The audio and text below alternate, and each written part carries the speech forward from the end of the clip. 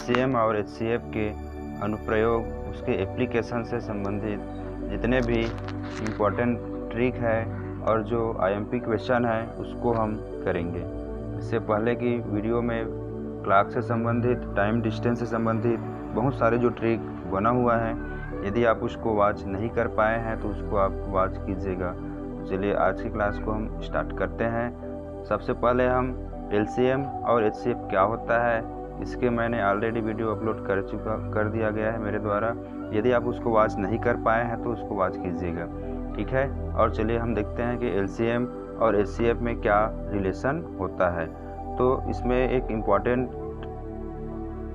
Trick होता है LCM और एचसीएफ का कि LCM into HCF equal to first number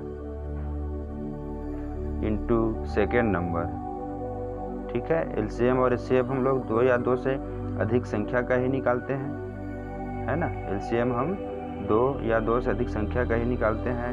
तो क्या रहेगा कि ये जो पहला नंबर है और ये दूसरा नंबर है जिसका एलसीएम या फिर एचसीएफ हमको निकालने के लिए बोला गया हो या क्वेश्चन में दिया गया हो। तो ये सबसे पहला इम्पॉर्टेंट ट्रिक हुआ एलसीएम और एचसीएफ से संबंधित।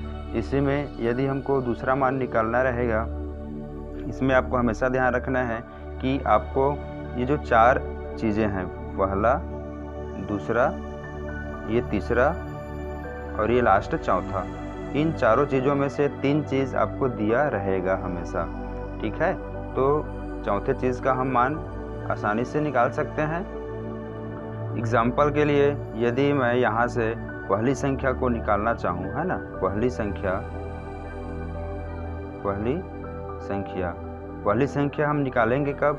जब संख्या का एलसीएम दिया होगा, एचसीएफ दिया रहेगा और ये दूसरा संख्या दिया रहेगा। तो पहली संख्या का मान क्या हो जाएगा? एलसीएम इंटू एचसीएफ और ये नीचे में इसका दूसरी संख्या। इससे संबंधित हम क्वेश्चन भी करेंगे, इस वीडियो को आप लास्ट तक जरूर देखते रहिएगा। ये इसमें से ये दूसरा ट्रिक बन गया। यहीं से इस एग्जाम्पल में हम समझते हैं कि 2 संख्या का लघुत्तम समापवर्त 63 है और उनका महत्तम समापवर्त 9 है। यदि पहली संख्या 27 है तो दूसरी संख्या क्या है, ठीक है। ये बहुत ही इम्पोर्टेंट क्वेश्चन है, वैसा क्वेश्चन जनरली इसमें पूछा ही जाता है। तो चलिए हम लोग ऊपर देख ही रहे हैं कि इसका सूत्र क्या होता है कि पहली संख्या या दूसरी संख्या यदि हमको निकालना रहेगा तो हम इस सूत्र के माध्यम से, है ना, जो ये इम्पोर्टेंट ट्रिक है उसी के माध्यम से हम किसी भी 4 संख्या में से किसी जिसका भी मान पूछा जाएगा उसका मान हम आसानी से निकालते हैं।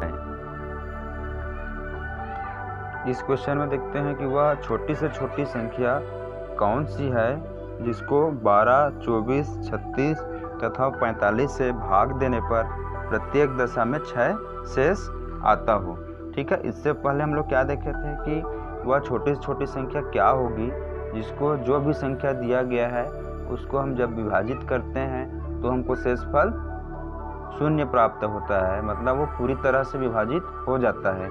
लेकिन इस केस में क्या बोला जा रहा है कि आपको शेषफल हमेशा क्या मिलना चाहिए? 6 मिलना चाहिए, मतलब वो पूरी तरह से विभाजित ना हो। तो हम क्या करेंगे कि ऐसी संख्या का लघुत्तम समापवर्त निकालेंगे और जो शेषफल बोला जा रहा है उसको हम उसमें प्लस कर देंगे। तो ठीक है, ये भी क्या है, एलसीएम का ही अनुप्रयोग है। तो जब ये शेषफल बचता है, बोला जाता है, तो आपको क्या करना है? एलसीएम निकालना है जो संख्या दिया गया है, ठीक है, 12, 24, 36 और ये 45। तो एलसीएम कैसे निकालते हैं ये सब आप जानते ही हैं, है ना। तो हम यहाँ से निकाल लेंगे 12, 24, 36 और 45 का जो एलसीएम होगा वो 360 होगा। क्या होगा? 360। लेकिन इसमें क्या बोला जा रहा है? हमको प्रत्येक दशा में 6 शेषफल मिलता है। कितना मिलता है? 6 शेषफल। तो क्या कर देंगे हम इसको? 360 में इस 6 को प्लस कर देंगे, है ना। तो ये हम लोगों का क्या हो जाएगा? ये आंसर हो जाएगा। चेक कर लेते हैं कि, है ना, यदि हम इस 366 को जो दी गई संख्या में 12 से डिवाइड करते हैं, है ना, तो कितना बचेगा?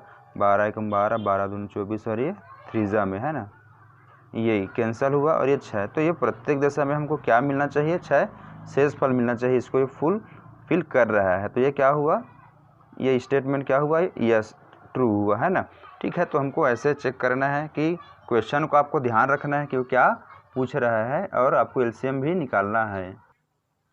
इस नए क्वेश्चन में वह छोटी से छोटी संख्या क्या होगी जिसमें 28, 35, 42 तथा 63 से विभाजित करने पर हमें क्रमशः 17, 24, 31 तथा 52 शेषफल बचे। मतलब यदि उस संख्या मान लीजिए x है, उस x को यदि हम 28 से विभाजित करते हैं तो कितना मिलना चाहिए, 17 मिलना चाहिए। ठीक है, पहली संख्या से विभाजित करेंगे तो 17 मिलना चाहिए, दूसरी संख्या से विभाजित करते हैं तो 24 मिलना चाहिए।